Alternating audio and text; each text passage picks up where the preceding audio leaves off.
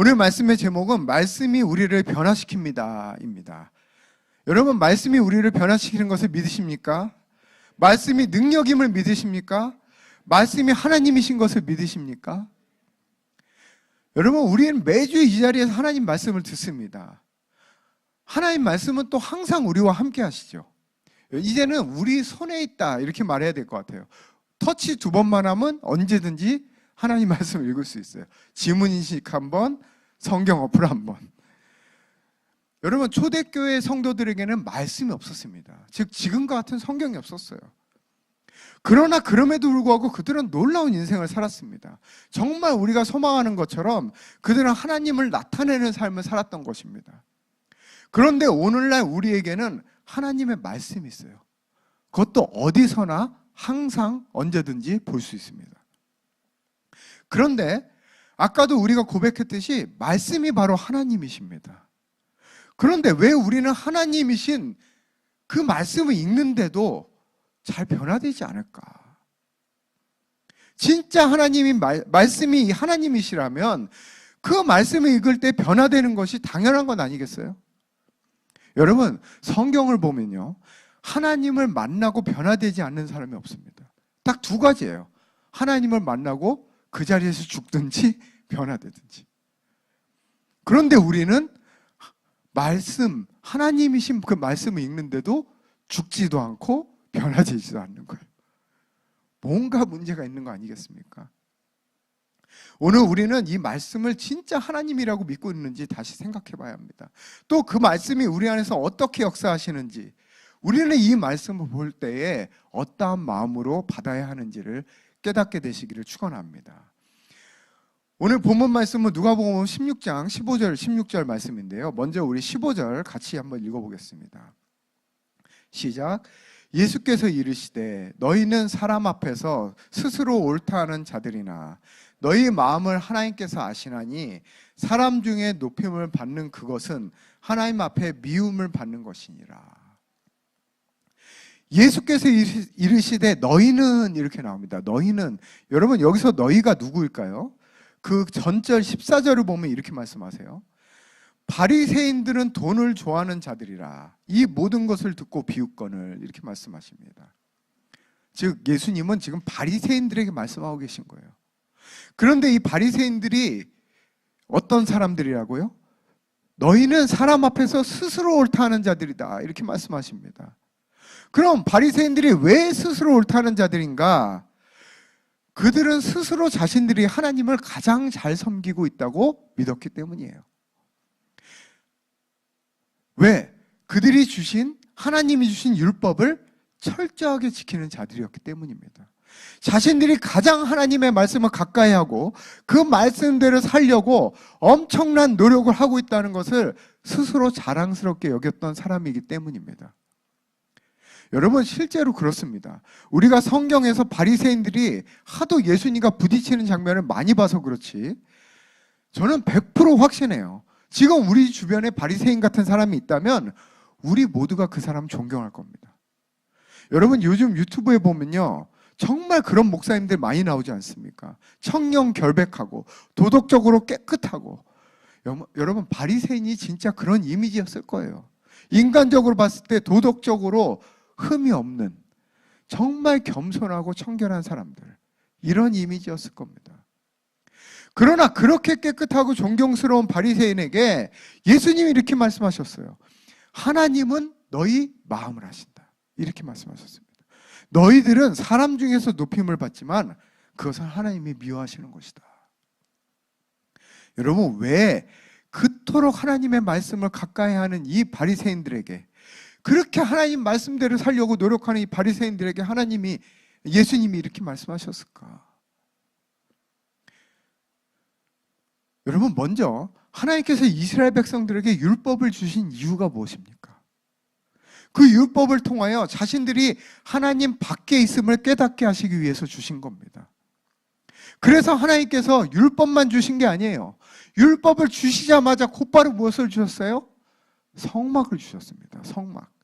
즉 하나님께서는 이스라엘 백성들에게 율법을 주신 이유는 자신들이 하나님 법 밖에서 죽을 수밖에 없는 죄인임을 깨닫게 하시고 간절한 마음을 가지고 성막으로 나오게 하시기 위해서 그 율법을 주신 겁니다. 그 성막에서 자신들이 가져온 재물들이 자기를 대신해서 피 흘려 죽는 것을 보면서 나 대신 저 재물이 이렇게 죽는구나, 피 흘림 없이는 죄사함이 없구나 하는 것을 깨닫게 하시기 위해서 율법과 성막을 허락하신 겁니다. 그런데 그 성막은 결국 누구를 예표하는 거예요? 바로 예수 그리스도이십니다. 온 인류의 죄를 지시고 십자가에 죽으신 하나님의 어린 양, 바로 예수님을 나타내는 것입니다. 여러분, 문제는 이거예요. 바리새인들은 하나님이 주신 율법을 그렇게 받아들이지 않았어요. 스스로 율법을 지켜서 의로워질 수 있다고 생각했습니다. 그래서 어려서부터 그 율법을 읽고 가르치고 지키려고 노력하고 또 엄청난 수의 세부세칙까지 만들어서 그것을 철저히 지키는 삶을 살았습니다. 그 결과 겉으로는 누가 봐도 선한 너무나 훌륭한 신앙인 됐어요.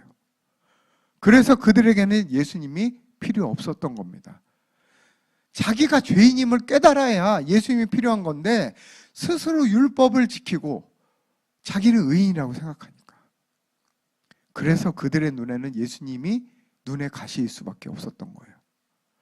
그러나 예수님이 말씀하신 것처럼 그들은 자신의 노력으로 자신들의 마음까지는 바꾸지 못했습니다.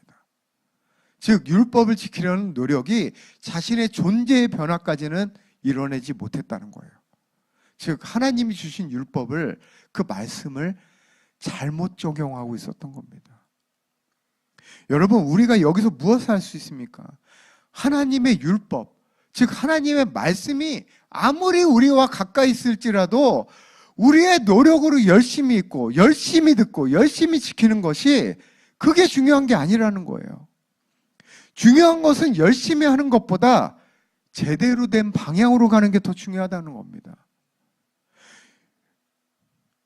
여러분, 우리도 하나님의 말씀을 주신 그 목적과 또 그 이유를 제대로 깨닫지 못한다면 우리 역시도 바리새인처럼 헛고생만 하다가 오히려 하나님을 대적하는 신앙생활을 할 수밖에 없다는 것입니다.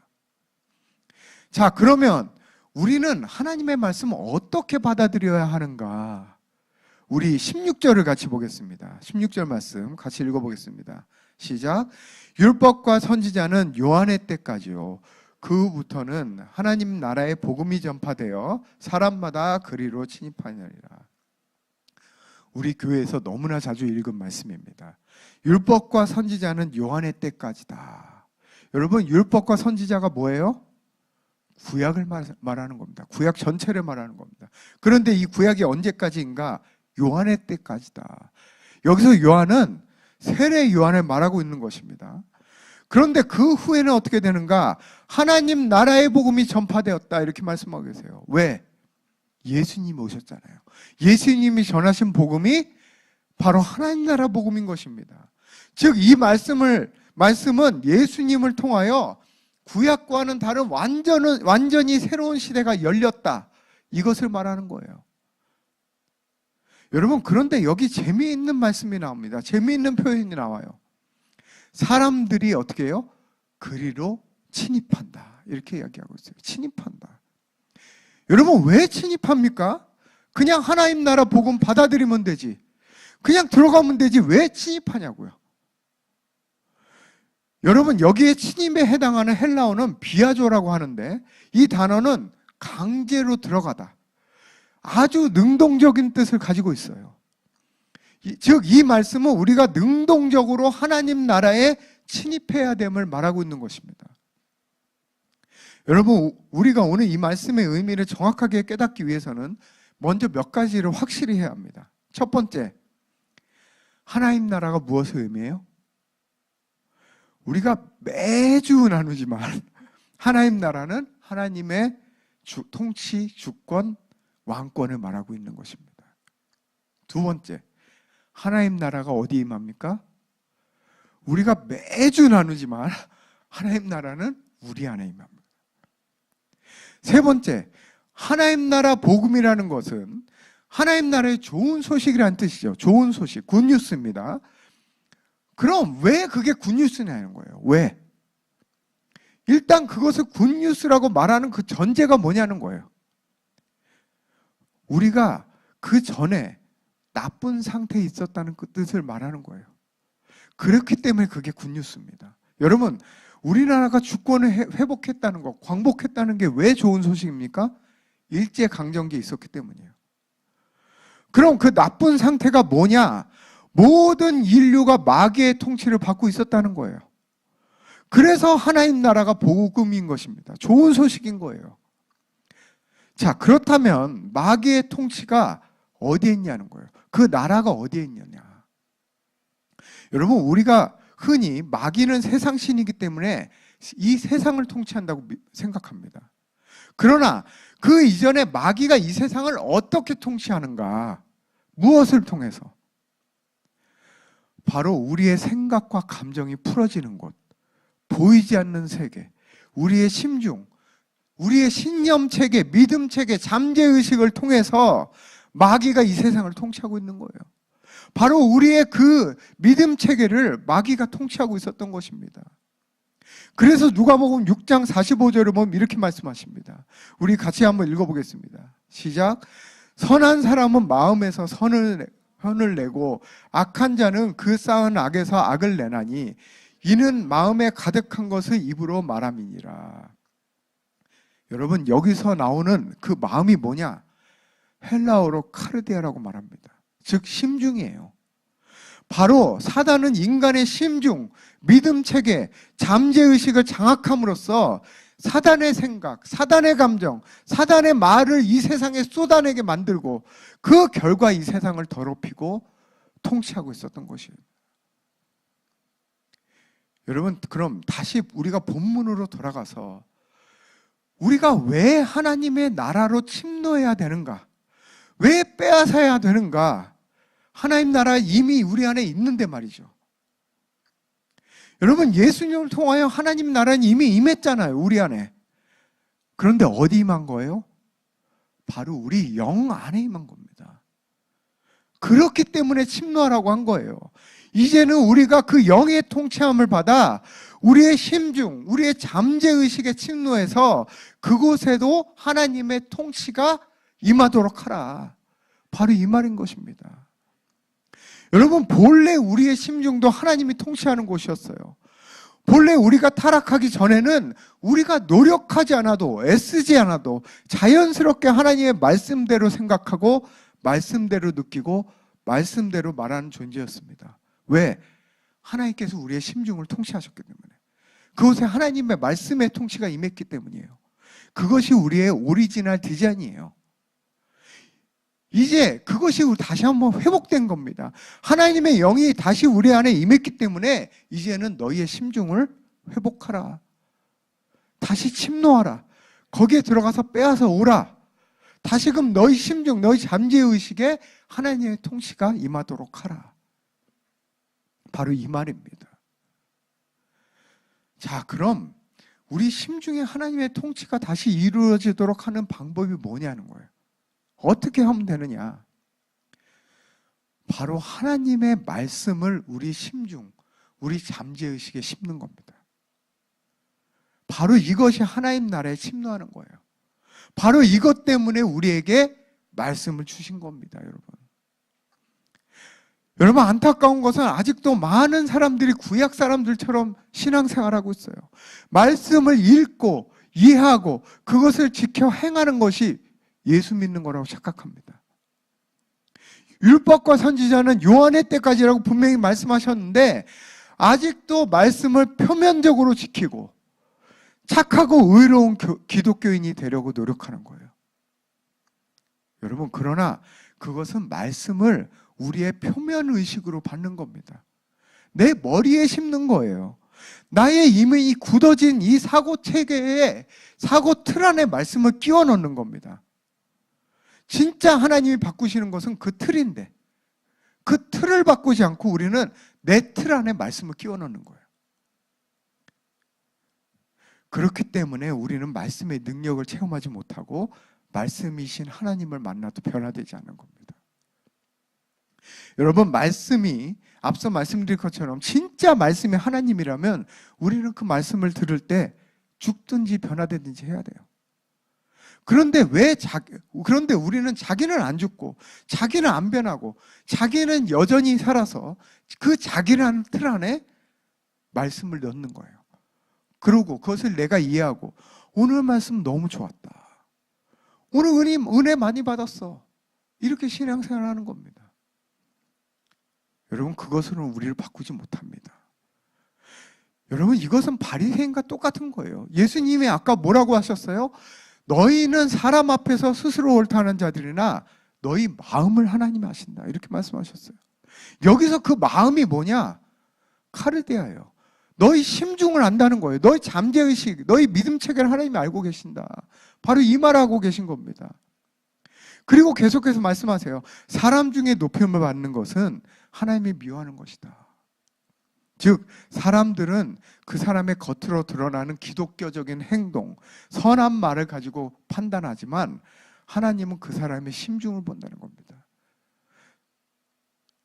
그 심중이 바뀌지 않고는, 그 심중을 바꾸지 않는 신앙생활을 하나님이 미워하시는 거라는 거예요.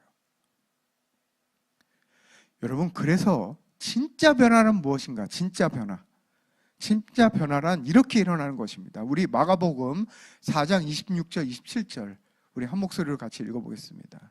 시작.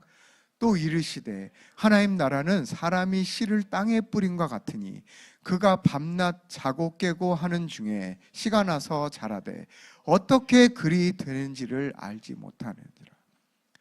어떻게 그리 되는지를 알지 못하느니라. 이게 진짜 변화예요. 이게 저 사람 언제 저렇게 변했지?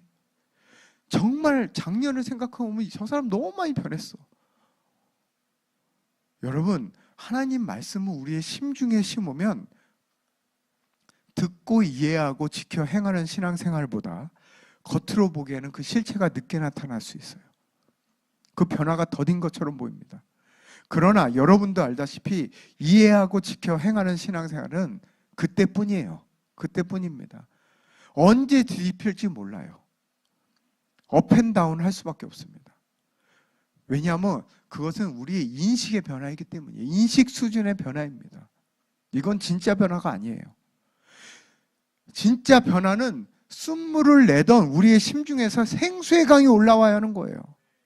이게 진짜 변화입니다. 나도 모르게 말씀대로 생각하게 되고 믿으려고 노력하는 것이 아니라 믿기워지고 느껴지게 되고 억지로 하는 것이 아니라 진짜 선을 내는, 이것이 진짜 변화입니다. 이것은 시간이 필요해요, 여러분. 그것을 위해서 우리는 하나님의 말씀을 우리 심중에 심어야 하는 것입니다. 여러분, 그거 아세요?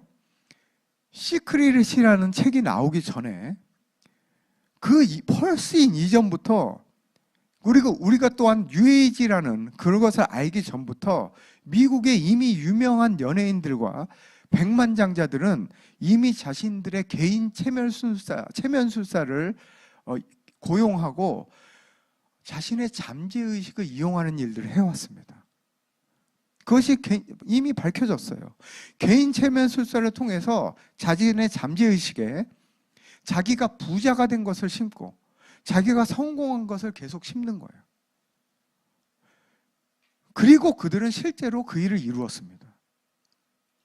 여러분, 이 사람들 물론 세상에서 부와 명예를 이루었지만 그 뒤에 사단이 있는 거죠. 사단이 있는 겁니다. 그러나 중요한 것은, 제가 얘기하고 싶은 것은 뭐냐? 이들도 안다는 거예요. 자기의 인식을 바꾸는 것은 인생을 못 바꾼다는 것을 안다는 겁니다. 결국 자신의 그 믿음 체계, 그 심중을 바꿔야 자기의 인생이 바뀐다는 걸 이들도 안다는 거예요. 그런데 하나님의 자녀인 우리는 단지 인식의 변화로서 신앙생활하고 있다는 겁니다. 자, 그럼 하나님의 말씀을 우리의 심중으로 다들 받고 싶잖아요. 그렇죠? 그러면 어떻게 받을 수 있는가? 우리 모두가 다 그렇게 살고 싶지 않습니까? 먼저 우리 히브리서 11장 3절을 같이 한번 보겠습니다. 같이 읽어보겠습니다. 시작. 믿음으로 모든 세계가 하나님의 말씀으로 지어진 줄 우리가 아나니 보이는 것은 나타난 것으로 말미암아 된 것이 아니니라. 여러분, 모든 세계가 하나님의 말씀으로 지어진 줄 믿습니까? 여러분, 하나님의 말씀은요, 우리의 생각과 판단 이전부터 있었습니다. 우리의 생각과 판단이라는 것은 기껏해야 우리가 태어난 뒤에 인간의 유전과 죄된 세상으로부터 만들어진 거예요. 그런데 자기의 생각과 판단에 하나님의 말씀을 넣는다는 것은 정말 말도 안 되는 일입니다. 오히려 그 말씀이 우리의 믿음 체계를 바꿈으로 우리의 생각과 판단이 돼야 되는 거예요. 그 말씀을 따라 생각하고 판단해야 되는 것입니다. 그래서 우리는 하나님의 말씀을 판단 없이 받아들여야 되는 거예요. 그래서 제가 정말 실질적인 방법, 우리 다 청년들이니까 실질적인 방법 몇 가지 말씀드립니다. 첫 번째, 말씀을 읽을 때 그 말씀을 판단하지 말고 어린아이가 되어서 소리내서 읽으십시오. 소리내서 읽으십시오. 여러분, 우리가 지금 같이 옹알이 성경 통독을 하고 있습니다. 왜 이름이 옹알이 성경 통독이에요? 이거 제가 지었지만 너무 잘 지었다고 생각합니다. 여러분, 어린 유아에게는요, 부모로부터 듣고 느끼는 모든 것이 진리예요. 모든 것이 진리입니다. 그냥 100% 믿음으로 받아요. 그리고 부모를 따라서 무슨 뜻인지도 모르면서 이해하지도 못하면서 먼저 뭘 시작해요? 옹알이를 시작합니다. 근데 그 후로부터 아이에게 사고체계가 생기는 거예요. 여러분, 우리는 일단 이해하고 생각한 뒤에야 말할 수 있다고 생각해요.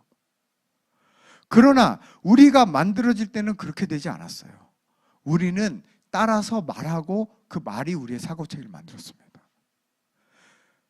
그러나 우리는 어떻습니까? 어떤 때는 말씀을 읽을 때 말씀이 어렵죠. 우리는 이해하려고 노력합니다. 무슨 뜻인지 모를 때도 많아요. 말씀 읽을 때. 그래서 창세기에서 시작해서 맨날 레위기에서 그거 그만두는 거 아닙니까? 무슨 뜻인지 모르는데 우리가 이렇게 생각하잖아요. 내가 이해하지도 못하는데 이런 말씀 읽어서 못하나. 이 생각이에요. 여러분, 말씀이 우리 머리로 이해되지 않을지라도 말씀은 하나님이십니다. 그것을 믿으십시오. 말씀 자체가 하나님이세요. 그 말씀 자체가 능력이 있음을 믿으시기 바랍니다. 여러분, 우리가 자동차의 모든 시스템을 이해해서 자동차를 타고 다니는 게 아니잖아요. 그 혜택을 누리는 게 아니잖아요. 마찬가지입니다. 우리가 말씀을 일단 다 이해하지 못하더라도 말씀이신 하나님을 만날 수 있고 말씀의 능력을 체험할 수 있는 거예요. 말씀의 혜택을 누릴 수 있는 것입니다. 그것을 믿으시기 바랍니다. 여러분, 그래서 우리 교회는요, 초등학교 고학년부터는 이 자리에서 다 같이 예배합니다. 성인과 같이 예배해요. 여러분, 보통 다른 교회에서는 아이들이 이해력이 떨어지기 때문에 따로 예배를 드려야 된다고 생각합니다. 저는 여기에 찬성할 수 없어요. 찬성할 수 없습니다. 우리가 애초에 그런 한계를 두고 있기 때문에 스스로 이해할 수 있는 것만을 받아들이게 되는 겁니다. 여러분, 절대 그렇지 않아요.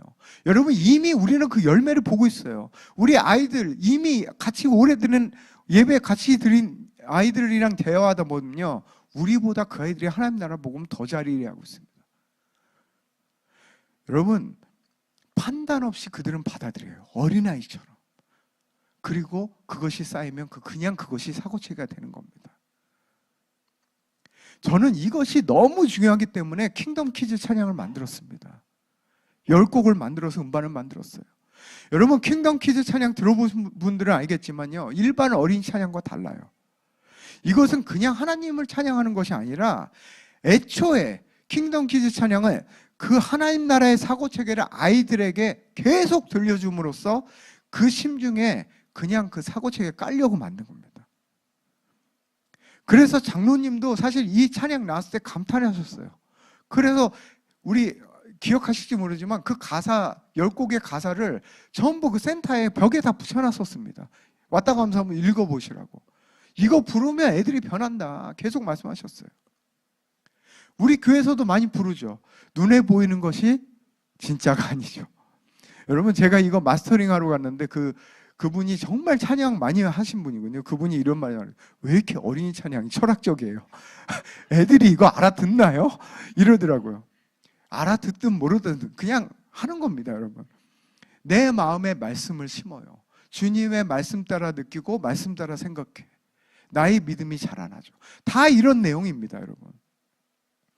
여러분, 그래서 제가 유건이 원우 엄마에게 제가 이 킹덤 키즈 찬양 계속 들려주라 이렇게 얘기했어요. 알아듣든 못 알아듣든 계속 들려줘라. 그냥 그들의 심중에 깔리게. 나중에 자연스럽게 말씀대로 생각하고 느끼고 말하는 아이들이 되도록. 여러분, 우리 교회 아이들을 놀라운 아이들이 될 겁니다. 정말 이 세상을 바꾸는 아이들이 될 거예요. 우리는 다 커가지고 잘 안 되잖아요. 이미 굳어져가지고 이걸 엄청 믿으려고 기도하고 노력해야 하나 믿어지잖아요. 자, 그럼 이렇게 생각될 수 있어요. 아무것도 이해하지 말고 그냥 다 덮어놓고 믿으라는 것인가? 하나님 말씀에 어떤 질문도 가지면 안 되는 것인가? 우리 사도행전 17장 11절 말씀 같이 보겠습니다. 시작. 베레아에 있는 사람들은 데살로니카에 있는 사람들보다 더 너그러워서 간절한 마음으로 말씀을 받고 이것이 그러한가 하여 날마다 성경을 상고함으로. 이 말씀에서 베레아 사람들을 칭찬하고 있죠. 그들 이렇게 말씀하십니다. 그들도 이것이 그러한가 하여 날마다 성경을 상고했다. 여기서 상고했다는 말의 뜻은요, 물어봤다, 구별했다, 조사했다 이런 뜻입니다. 여러분, 그들도 말씀에 대해서 질문했어요. 성경에 대해서 조사했습니다. 무조건 덮어놓고 믿은 게 아닙니다. 여러분, 그런데 그 전에 말씀이 중요한 거예요. 그 전에 뭐라고 말씀하세요? 간절한 마음으로 말씀을 받고, 간절한 마음으로 말씀 받았다. 여러분, 여기서 말씀을 받고 할 때 그 말씀을 받고의 그 헬라어의 원어는요, 영접했다는 뜻이에요. 영접했다. 말씀을 영접했다. 즉, 말씀을 하나님으로 영접한 겁니다. 그 절대적인 믿음 위에서 묻고 구별하고 조사했던 거예요. 바로 이것이 우리가 말씀에 대해서 가져야 될 태도인 줄 믿습니다. 두 번째, 우리가 말씀을 정말 우리의 심중을 심기 위해서 좋은 방법은요, 임재 호흡 기도와 방언 기도를 한 뒤에 말씀을 읽으십시오. 즉, 먼저 자신의 생각과 감정을 내려놓고 그 뒤에 말씀을 읽으라는 말입니다. 제가 지난 금요 기도회 때 임재 호흡 기도에 대해서 나눴습니다. 아주 실질적인 방법을 나눴어요. 어떻게 자신의 생각과 감정에서 벗어날 수 있는지, 어떻게 거짓자에서 벗어날 수 있는지를 실질적으로 나누는 시간이었습니다. 3월 금요 기도회에서는 방언 기도에 대해서 같이 나누려고 합니다. 여러분, 우리 교회 대부분 방언 기도를 하시는 분들이지만 만약에 방언을 못 받은 분이 있다면 특별히 자기 생각이 강한 사람일수록 방언 기도를 받아야 돼요. 자기 생각이 많은 사람일수록. 왜냐하면 방언은 우리의 생각을 통과하지 않고 영으로서 직접 하나님과 교제하는 기도이기 때문입니다. 그래서 방언 기도를 하고 나면요, 자신의 생각과 감정에서 벗어나게 됩니다. 그 뒤에 말씀을 대하는 거예요. 그때 그 말씀은 우리 인식에 머무르지 않고 우리의 심중에 심기게 됩니다. 자, 마지막으로 여러분, 하나님을 찬양하고 하나님 임재 가운데 하나님 말씀 받으십시오. 이거 너무 중요합니다. 여러분, 제가 우리 찬양팀한테 맨날 강조합니다. 이 찬양이 풀어지지 않으면 내가 여기서 말하는 이 말씀 아무 쓸모 없다. 아무 쓸모 없다. 찬양 가운데 하나의 임재가 풀어져야 된다. 여러분, 이 자리에 나와서 어떤 마음으로 찬양하십니까? 정말 이 찬양 시간을 여러분의 생명과 같이 귀하게 여기며 찬양하십니까? 찬양 가운데 하나님의 임재를 경험하지 못하는 이유는 자기 자신 때문이에요. 자기 자신 때문입니다. 오늘 찬양이 별로였어. 인도자가 어땠어? 오늘 뭐가 잘 안 맞은 것 같았어. 아니요, 그렇지 않아요. 찬양 가운데 하나님의 임재를 경험하지 못하는 결정적인 이유는 자기가 전심으로 찬양하지 않았기 때문이에요. 그 시간에 정말 간절한 마음으로 하나님 임재를 구하지 않고 그 가운데 들어가지 않았기 때문입니다. 여러분, 찬양은 자기를 포기하는 시간이에요. 자기 기분에 따라서 오늘은 좋았고 오늘은 나빴고 내일은 나빴고 하는 게 아닙니다. 그래서 찬양 시간에 우리의 몸이 귀찮아도, 우리의 몸이 하기 싫어해도 억지로라도 입을 열고 찬양을 해야 되는 것입니다. 나 오늘 찬양할 기분이 아닌데 몸이 너무 피곤해. 아니요. 그것을 뛰어넘을 때 하나님의 임재가 우리를 사로잡게 되는 거예요. 여러분, 여러분의 몸을 부인하십시오. 여러분의 생각과 감정 부인하십시오. 그리고 그 임재 가운데 하나님의 말씀을 받을 때 그 말씀이 여러분도 모르는 사이에 여러분의 심중에 심기게 되고 열매 맺게 되는 것입니다. 그 시간에 여러분 찬양 시간에 하나님의 임재를 경험하시는 모두가 되시기를 축원합니다. 오늘 말씀 맺겠습니다. 여러분, 말씀은 하나님에 대한 설명, 하나님에 대한 정보도 아닙니다. 말씀이 바로 하나님이십니다. 말씀이 능력입니다. 말씀이 우리를 변화시킵니다. 말씀이 영이요 생명이기 때문에 우리의 이해를 초월하여 그 말씀은 우리에게 역사합니다. 우리는 말씀에 대한 우리의 관점과 태도를 새롭게 해야 합니다. 여러분, 말씀은 여러분의 머리로 받는 것이 아니라 여러분의 심중으로 받으십시오. 말씀이 여러분의 잠재의식과 믿음 체계를 통치하도록 하십시오. 말씀으로 여러분의 심중으로 침노하십시오. 마치 말씀이 육신이 되어 이 땅에 오신 분이 예수님이신 것처럼 말씀이 우리 자신이 되게 하십시오. 그것을 위해서 어린아이의 마음으로 말씀을 소리내어 읽으십시오. 또 방언과 임재호흡 기도를 하고 말씀을 대하십시오. 마지막으로 이 예배에 나와서 말씀을 듣기 전에 여러분의 전부를 다하여 찬양하십시오. 그 하나의 임재 가운데 하나님의 말씀 받으시기를 축원합니다. 우리 이 시간에 같이 기도하겠습니다.